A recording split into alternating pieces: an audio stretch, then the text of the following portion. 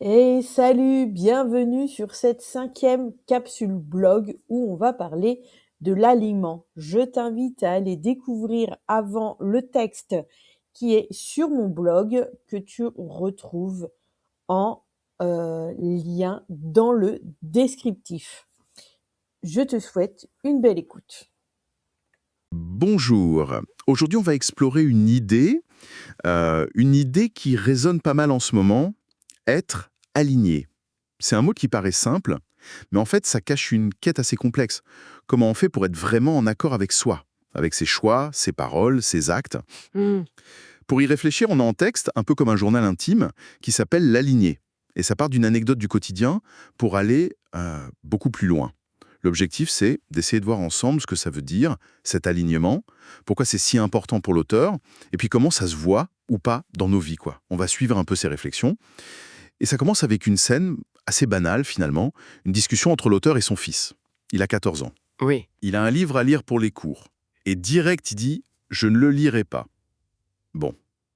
La veille de la date limite, elle lui rappelle les conséquences possibles, genre une punition de la prof. La pression classique, quoi. Voilà. Mais lui, il reste ferme. Non, il ne lira pas ce livre. C'est un point de départ super intéressant, ça.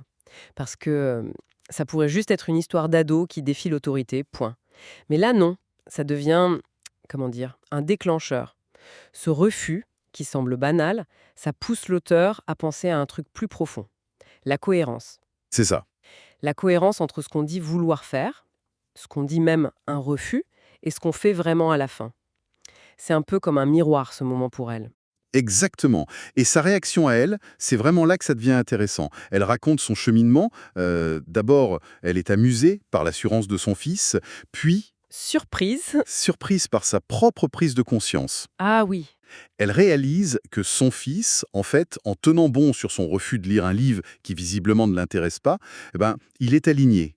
Elle utilise ce mot précis. Je me rends compte qu'il était en alignement avec ses choix et ses envies. C'est fort comme constatation. Oui.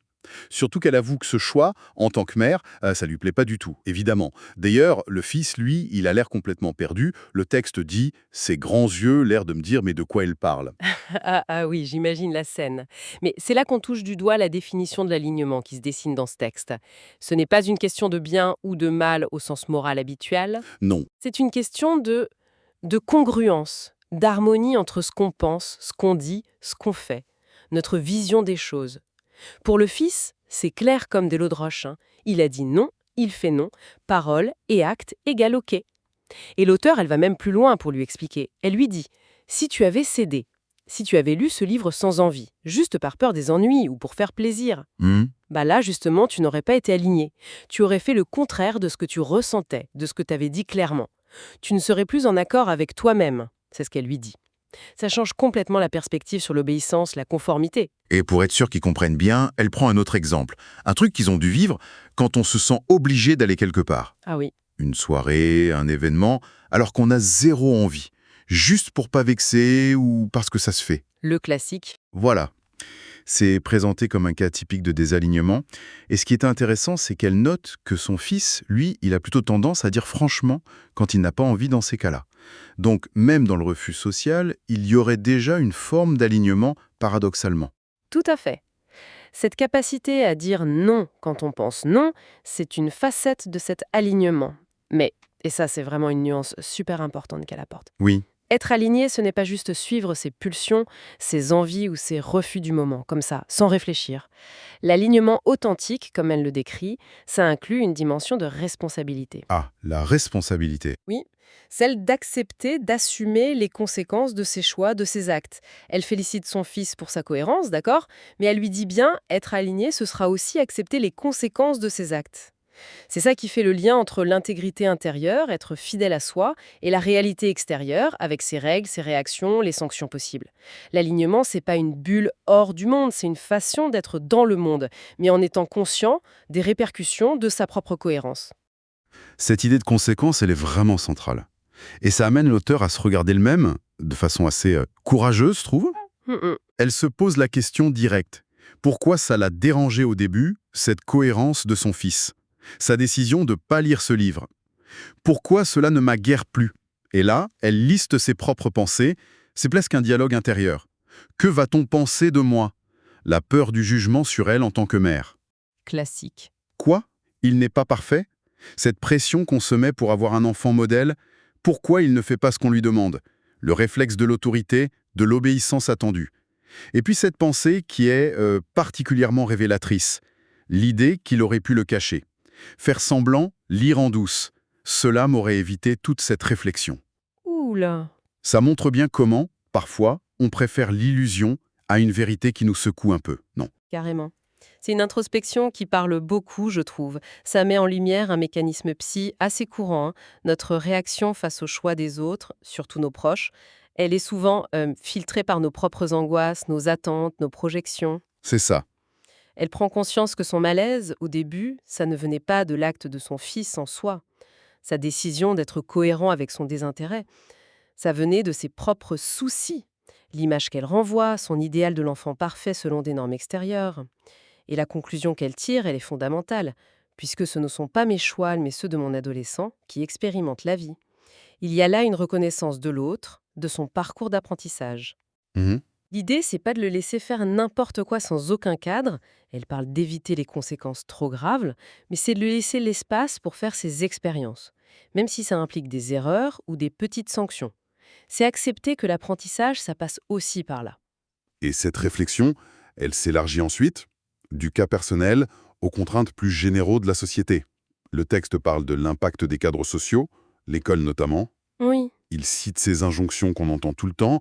Restez 8 heures à l'école, écoute bien, apprends bien, fais tes leçons, ne fais pas ci, ne fais pas ça. Mhm. L'idée soulevée, c'est pas de tout jeter, bien sûr, mais de se demander jusqu'à quel point ces attentes constantes, cette pression à être conforme, ça peut nous éloigner de notre nature profonde, de ce qui nous anime vraiment. Le risque, c'est de perdre son authenticité en chemin, de perdre ce qu'ils ont de plus précieux, être réellement eux-mêmes. Et ce lien entre alignement, authenticité et bien-être, il est au cœur de cette pensée. L'affirmation est assez forte. Une personne qui est alignée, qui est en accord avec ses choix, ses décisions et ses conséquences, cette personne serait fondamentalement en paix et heureuse. En paix et heureuse, carrément. Alors attention, hein, ce n'est pas une promesse de vie facile sans aucun obstacle. Le texte le dit bien, les épreuves, ça fait partie de la vie. Oui, heureusement qu'elle le précise. Mais l'alignement, ça donnerait une posture différente face à ces difficultés. Une sorte de boussole intérieure, une solidité qui permettrait de traverser les moments durs avec plus d'intégrité, peut-être plus de sérénité, même dans la difficulté. La paix viendrait de cette cohérence qu'on maintient, pas d'une absence de problème. Pour rendre ça très concret, elle utilise un exemple du quotidien un peu cliché mais efficace. La relation avec une voisine qu'on n'aime pas trop. Ah, l'exemple de la voisine. Voilà, 2 scénarios. Premier scénario, le désalignement total. On pense du mal de la voisine, on la critique peut-être dans son dos, et puis paf, elle nous invite à manger. On n'a aucune, mais alors aucune envie d'y aller. Mais on dit oui. Par convention, par peur de vexer, pour éviter une scène, peu importe la raison, le résultat est là. Un décalage énorme entre la pensée, je l'aime pas, j'ai pas envie, et l'action, bon bah, j'y vais. C'est le fameux oui qui coûte, celui qui nous vide de notre énergie, qui nous laisse un sentiment de fausseté. Exactement. Et face à ça, deuxième scénario, l'alignement. Même pensée sur la voisine, même invitation. Mais cette fois, la personne écoute son ressenti profond. J'ai pas envie, et elle choisit de refuser. Poliment, mais fermement. D'accord. Là, la pensée, le ressenti, l'acte, tout est raccord. Le texte va même jusqu'à dire que le oui à une invitation, pour être vraiment aligné, devrait venir d'une appréciation sincère de la personne et d'une vraie envie de passer du temps avec elle. C'est assez exigeant comme idéal, non? C'est exigeant, oui, si on le prend vraiment au pied de la lettre pour chaque petite interaction sociale, c'est sûr. Mais l'exemple, il sert surtout à bien marquer le message principal. Soyez vous, et soyez en harmonie avec vos choix. Soyez-vous. C'est une invitation très directe, quoi. À cultiver cette authenticité, cette cohérence interne, même dans les petites choses de tous les jours. Et ce qui rend cette réflexion assez touchante, je trouve, c'est la fin. Oui. L'auteur exprime une sorte de gratitude envers ses enfants. Elle dit qu'ils sont comme des enseignants pour elle. Eux me font apprendre des sacrées leçons. Elle souligne l'impact que cette conversation de 10 minutes a eu sur moi. Une simple discussion, un refus d'ado pour un livre, ça devient une leçon de vie sur l'alignement, l'authenticité et le besoin de s'interroger sur ses propres réactions. Les enfants, avec leur spontanéité parfois un peu brute, ils peuvent nous tendre un miroir assez puissant sur notre propre cohérence, en fait. Si on essaie de résumer un peu les grandes idées de cette exploration, inspirée par la lignée, on retient que l'alignement, c'est bien plus qu'un mot à la mode. C'est une forme d'intégrité personnelle. Oui, Une recherche active d'harmonie entre ce qu'on pense, ce qu'on dit, ce qu'on fait. C'est oser être soi, authentique, même quand c'est pas confortable ou que ça va contre les attentes des autres. tout à fait. Et le texte suggère que ce chemin, même s'il est exigeant, parce qu'il faut assumer les conséquences, c'est une source possible de paix intérieure, d'acceptation de soi. Une façon de naviguer la vie avec plus de solidité. C'est une vision assez radicale de l'authenticité, au final. Et ça laisse une question ouverte, une question fondamentale pour continuer à y penser bien après ce texte. Ah oui, laquelle? Si être aligné, c'est être fidèle à soi et accepter les conséquences, comment on gère la tension inévitable entre cette quête personnelle et les réalités de la vie en société? Bonne question. Nos relations, famille, amis, travail, elles reposent aussi sur des compromis, des ajustements. On doit tenir compte des besoins, des sensibilités des autres.